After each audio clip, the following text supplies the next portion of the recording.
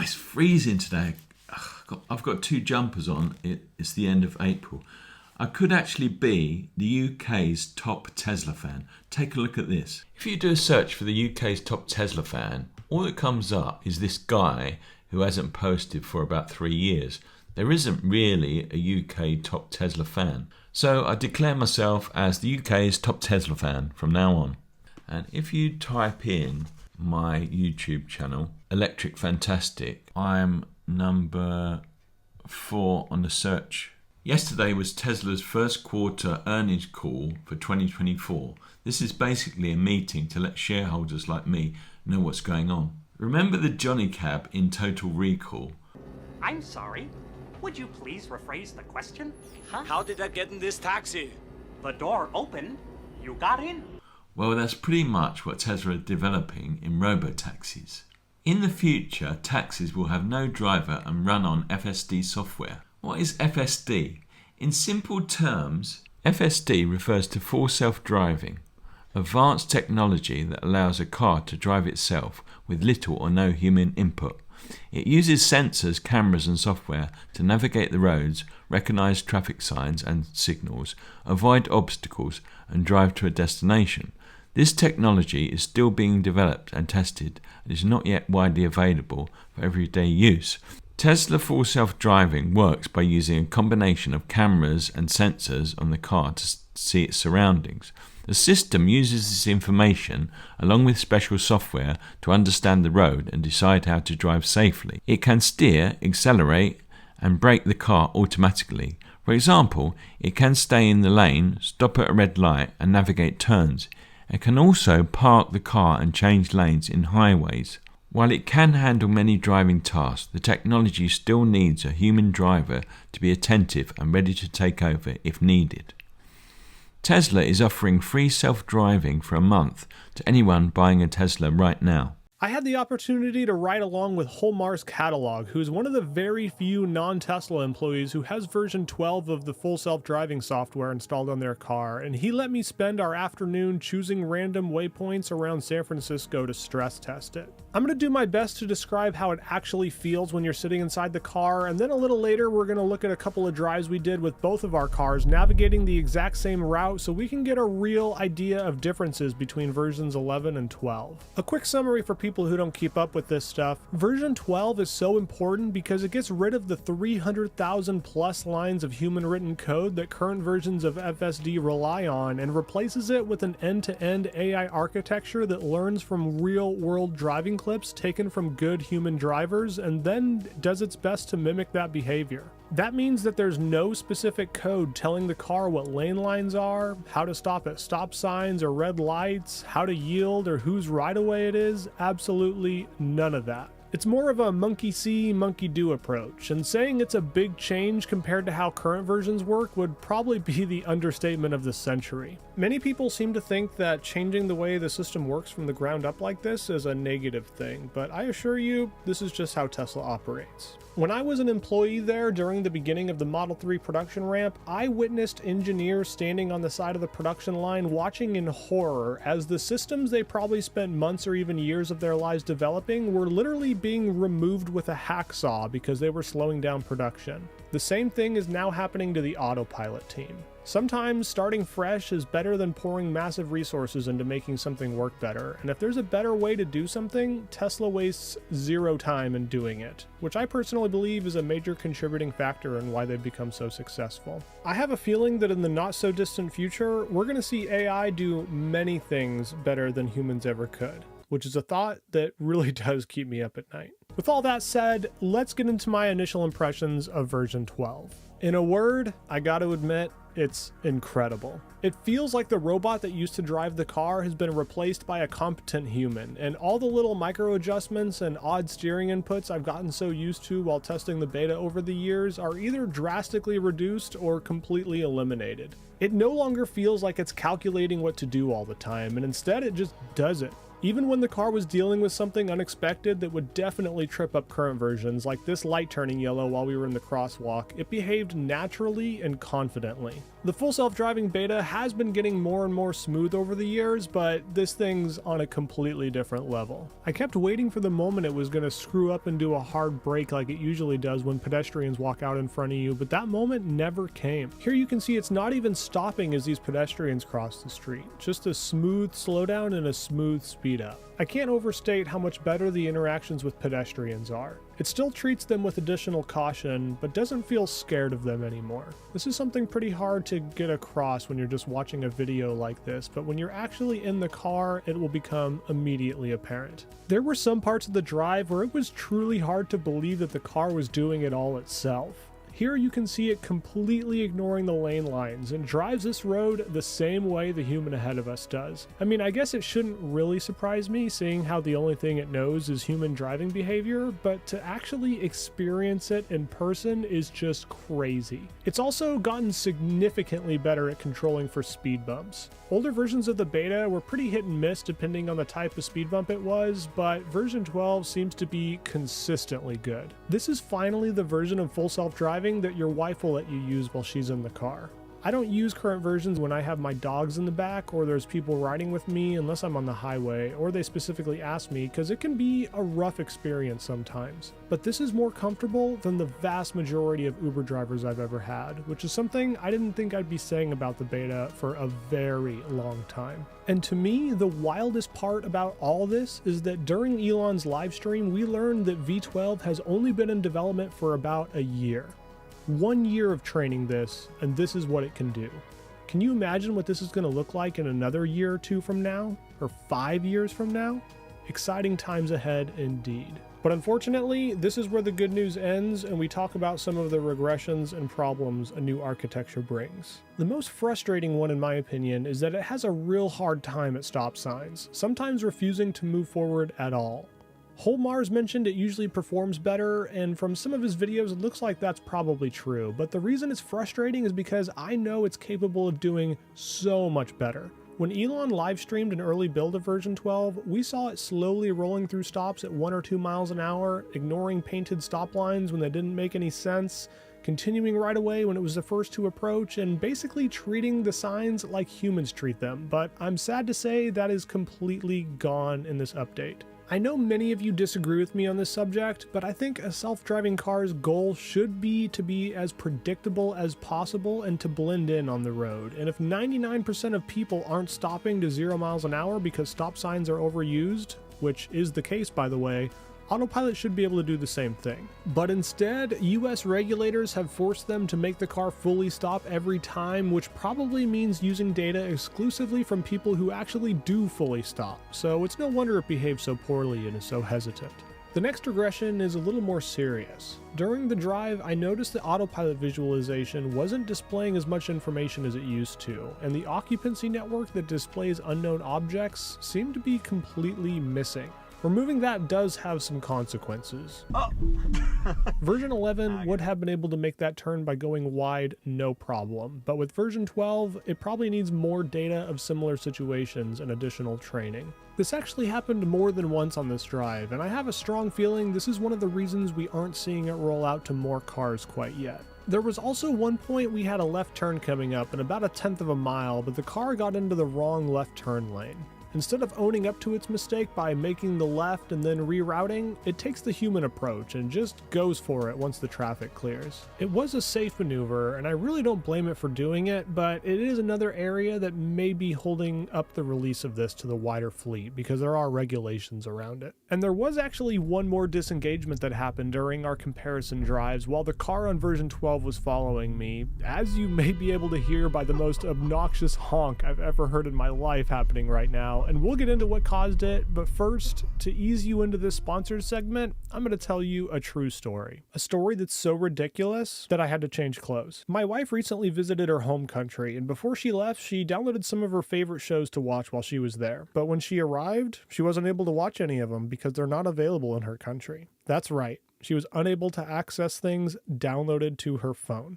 Preposterous. Luckily, there is a solution for situations like this, which is private internet access. Virtual private networks not only let you access geo-restricted content on all major streaming services, but can also protect you against the prying eyes of hackers, internet service providers, and others who want to view your personal data by routing your online traffic through secure tunnels. PIA's server infrastructure is the best in the business, letting you spoof your location to 91 different countries and also all 50 individual US states, which you can use to get a better deal on buying things like flights and games. They have strict no-logging data policies, which have not only been proven in court, but is something you can verify yourself because they're completely open source. A single membership also covers an unlimited amount of devices, meaning you can protect everyone and every device in your household with ease. By using my link in the description, you can get 83% off and 4 months free, which comes out to about $2 a month.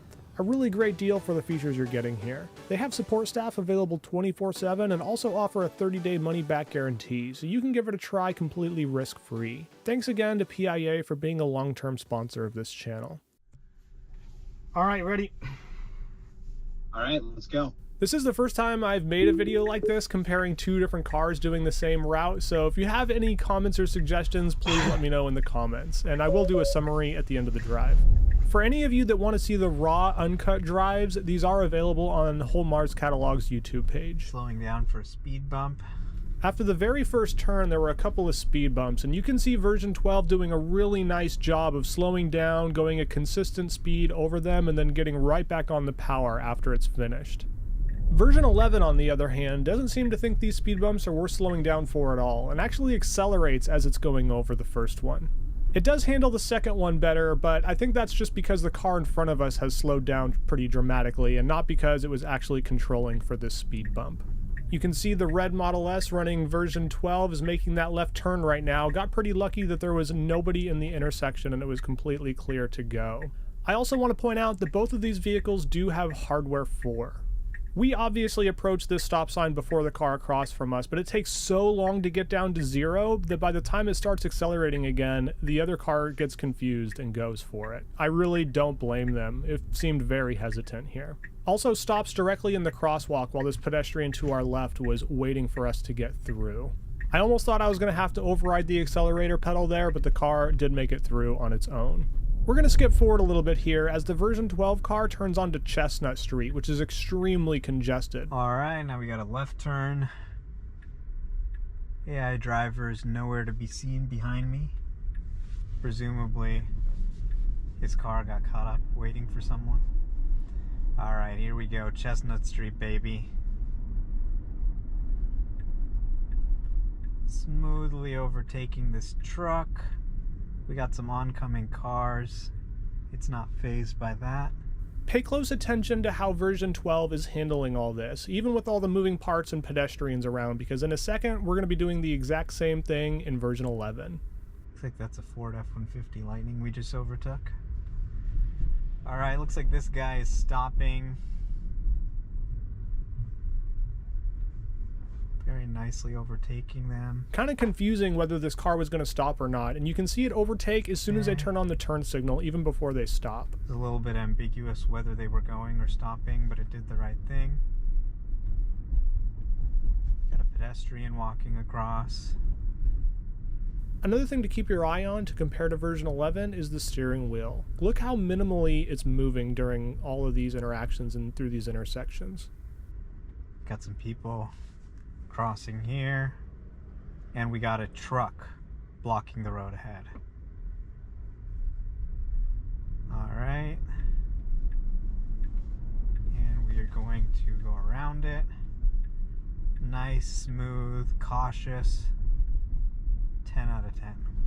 Gonna just quickly fast forward here until we get into the next intersection. This one has a lot of pedestrians around, which version 11 is gonna have to deal with next. Okay, we got some pedestrians crossing. We got somebody in the middle of the street. Oh, here's another pedestrian crossing. They were occluded by the car, but FSD12 still handled it properly. Here we got another car trying to go, but instead of stopping, FSD asserts itself. Now let's see how version 11 is able to handle those same obstacles. It seems like it wants to go around this truck, but ends up just stopping in the middle of the road short of it. Now, our destination pin is actually a little bit beyond this stop sign, so that may have something to do with it, but I did end up having to override the accelerator pedal to get out of the middle of the road here, because it did not seem like it wanted to move.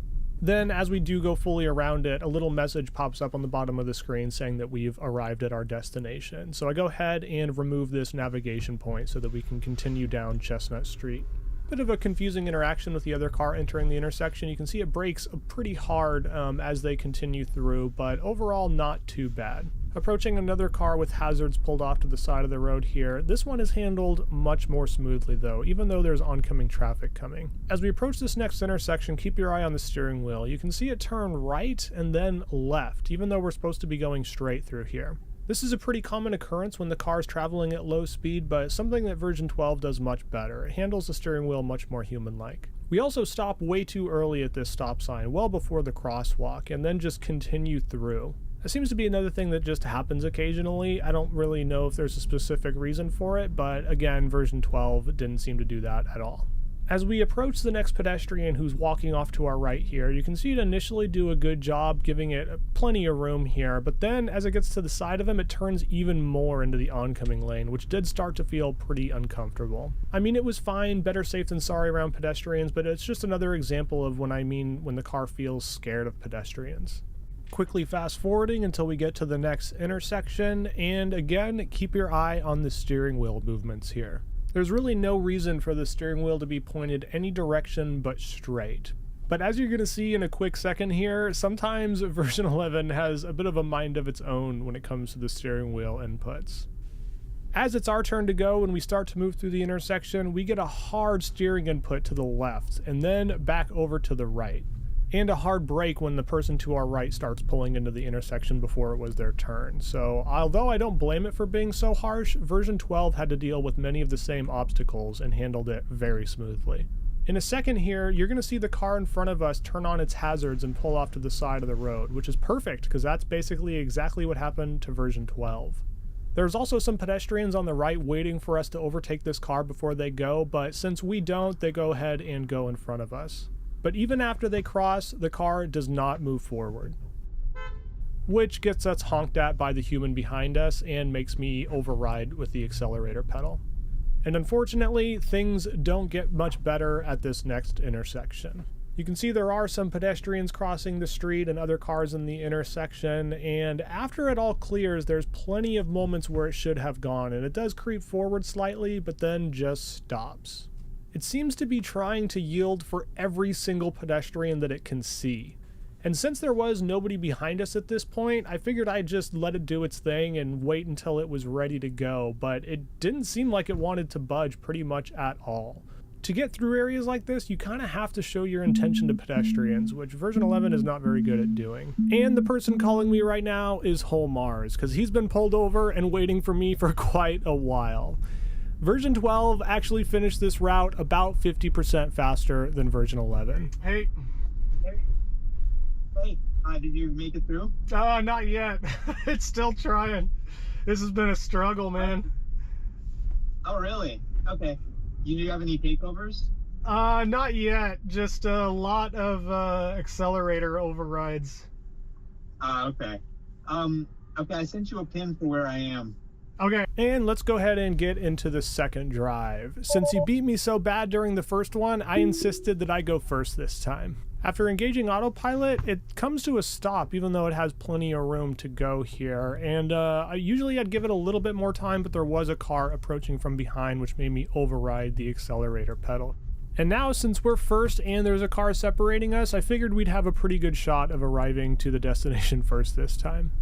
And again, doesn't seem to make much of any effort to slow down for this speed bump. The next right turn we have to make is actually a blind one, and there's cars parked from both sides. This is something you typically want to creep out and get visibility for, and it surprised me how quickly it kind of shot out here, even though it didn't have good visibility on both sides. But it was very smooth. You can see there is a truck that is now separating us, and you can see version 11's turn signal on up there. Version 12 handling this speed bump much more comfortably. You can see it goes all the way down to 8 miles an hour and then starts accelerating as soon as it's over it. So in this next intersection, if you remember, version 11 just went through without really stopping at all and just kind of shot out there. But version 12 seems to be much more cautious at this blind intersection. There was also a pedestrian crossing the street, and he ends up walking pretty close to the car and right behind it, and the car stayed perfectly still as he was near it, but then as soon as he clears it, it does start creeping forward again very slowly. You can see a very slow creep here until it has good visibility, and then once it does, it goes ahead and completes the maneuver. Also notice how it's positioning the car more to the right-hand side of the road before straightening out the steering wheel so that it doesn't block incoming traffic. I am going to be skipping around here to the highlights because this drive was much longer than the other one due to dense traffic ahead, which you're going to see some big differences between version 11 and 12. Now, the car to our right does come to a stop first, and he has the right-of-way, but is not really taking it, or at least it takes him a very long time. He eventually does get through the intersection, and then we start yielding for cars we really shouldn't be yielding to. You can see, even with an open intersection, it's still very hesitant, and then the second it does decide to go, everybody gets impatient, and I do not blame them whatsoever. Let's take another look at that exact situation from the version 12 car behind. You can tell just how indecisive version 11 is here by just looking at the brake lights. And you can actually see version 12 anticipate us taking off and accelerate a little bit and then have to correct when we end up stopping again. And I must admit, if I was driving behind this car, I would be rather frustrated. The same kind of thing happens at the very next intersection. Right after this car passes in front, right now would be a really good time to go, but the beta is yielding to all the pedestrians around. And even after they pass, you can see it still wants to yield to other cars off to our left. It does seem like it wants to go here and starts moving a little bit more into the intersection, but then comes to another stop and gives the steering wheel a little twist there. It does seem like there were a lot of pretty good opportunities where it could have gone, but unfortunately version 11 does not seem assertive enough to do it.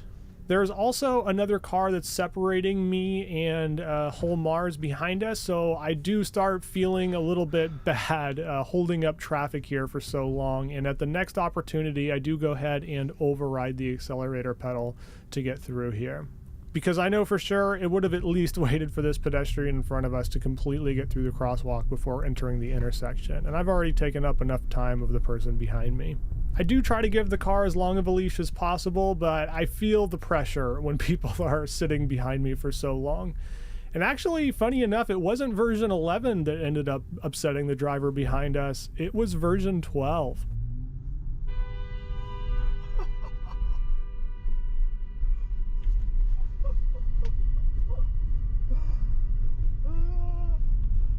Getting into trouble back there. Let's see what caused the longest honk I've ever heard in my life.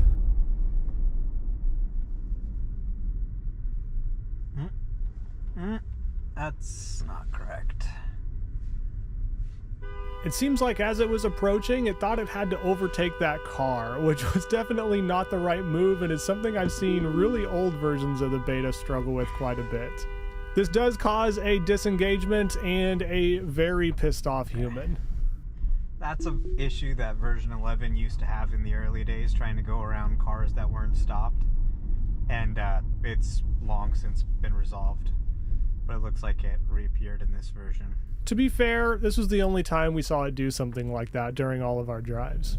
There was a motorcycle that looked like he wanted to go around us until he saw the cop ahead of me and then changed his mind. So he's right behind me, and as we make this left-hand turn, there's some traffic that appears from the left and some harsh steering inputs you can see on the steering wheel there. We also end up in the innermost lane and then do a lane change because we have a right turn coming up shortly. And here's what that looked like from the version 12 car. It's going to have to deal with that same car that's approaching from the left that's not visible right now, but it does so a lot smoother than 11. You can actually see how jerky it is from the outside of the car. Motorcyclist really slipping in between us. I'm not sure why. He needed to slip in between us. Alright, we're following AI driver, getting ready to make a right. It still had to correct, but did so noticeably smoother. After we make that right-hand turn, version 11 stays in the rightmost lane and version 12 stays in the middle lane. You can see him pass us right now. Now, the reason I chose this route was to have as dense of traffic as I possibly could, because this dense city traffic when the cars are barely moving seems to be where version 11 struggles the most for me, and I have the most amount of disengagements. Being in the center lane was definitely the right call on this road because there is some parked traffic on the sides here, which is pretty common for San Francisco. Version 11 does a really nice and pretty smooth job getting around this parked truck off to our right-hand side though, so well done. I'll show you what I mean when I say version 11 has a hard time in dense traffic like this, but first, let's watch version 12. Very nice. We're half a mile away from Fell Street now, where we have to turn left. The street is very crowded. You can see it's filled with traffic. Watch how smooth it is even when the driver in front makes an abrupt stop. It almost looks as red as it looks on the map. Now let's take a look at a similar situation in my car.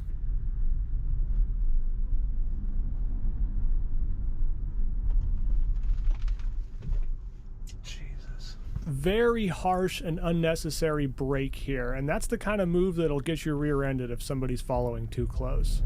Now let's compare how they each exit this crowded street, because they're both going to have to deal with some traffic and some pedestrians.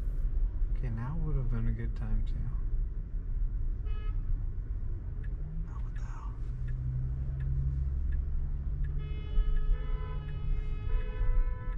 This guy's such an idiot. What the hell is he doing? Okay, it did actually get over there.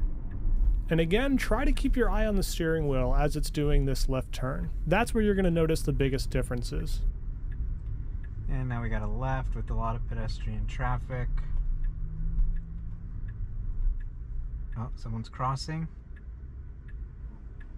And boom, even though it was a yellow. FSD 11 would sometimes get confused by that. If it was yellow, it would sometimes stop in the middle of the intersection and refuse to go. So that was very good. Now let's take a look at the version 11 experience.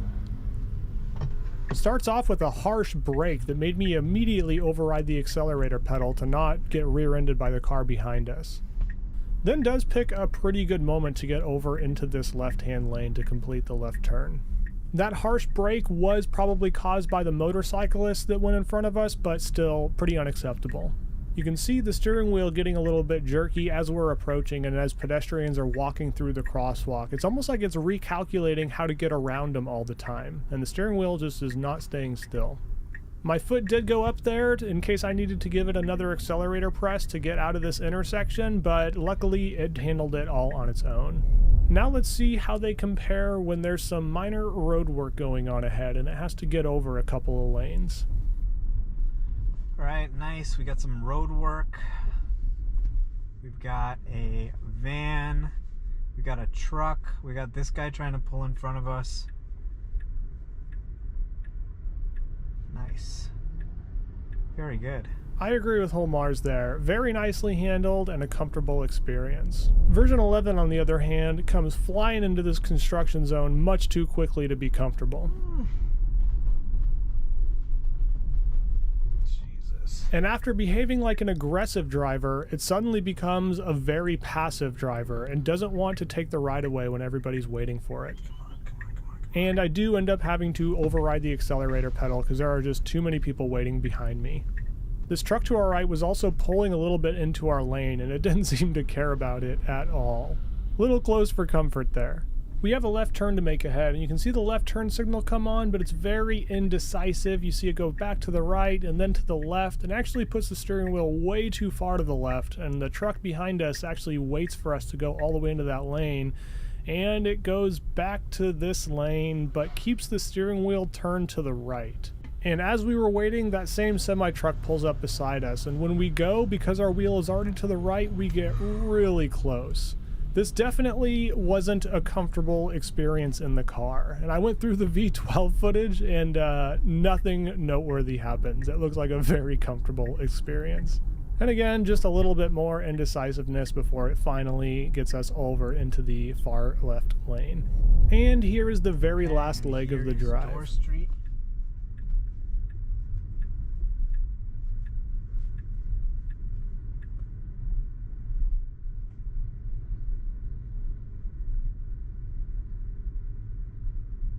Perfect. You can see a little bit of oddity with the steering wheel inputs here, nothing compared to version 11, but a little bit of oddity there before it decides to finally pull over, because of course version 12 is able to pull off to the side of the road when it reaches its destination. Overall, a pretty non-eventful drive for version 12 though, besides that one overtake. Alright, let's see how long it takes AI Driver to get here. In the end, it took me about another minute and a half or 2 minutes to get to the final destination, even though we did start out in first. And of course, since this version doesn't have the ability to pull over, as soon as it gets to the pin, it kind of just stops here in the middle of the road. But before you go anywhere, let's take a look at those results, because they are rather interesting. In the end of these two drives, version 11 ended up technically doing a 0 disengagement drive compared to version 12's 1 disengagement when it incorrectly passed a car at the stop sign. But that doesn't quite tell the whole story, does it? Because while version 12 was able to get through these drives with no interventions, aka accelerator pedal presses, version 11 needed 6 of them, and some of those I would consider pretty critical. I really did try to give the car as much leniency as possible, and trust me when I say I felt like those 6 were absolutely required. As far as human honks go, version 11 got honked at on 3 separate occasions when it wasn't taking its ride away soon enough, while version 12 had just one really long honk that was caused by taking a ride away when it wasn't its turn. So basically the complete opposite problem. And last but definitely not least is a new one on this scoreboard: comfort. After watching this video, I think it's pretty clear what car you would rather be sitting in. Version 12 had a pretty uneventful drive, and although I wasn't in the car to say for sure, I feel safe giving it a B+ in the comfort department based off the footage I went through while editing this video. Version 11, on the other hand, gets a D- and right on the verge of a complete fail. Granted, it generally does behave better than this, but keep in mind I purposely put it in situations I knew it would struggle a lot with in order to get a real test out of this video. Thank you guys so much for watching. I really can't wait to get this on my car. Until next time, everybody. Bye.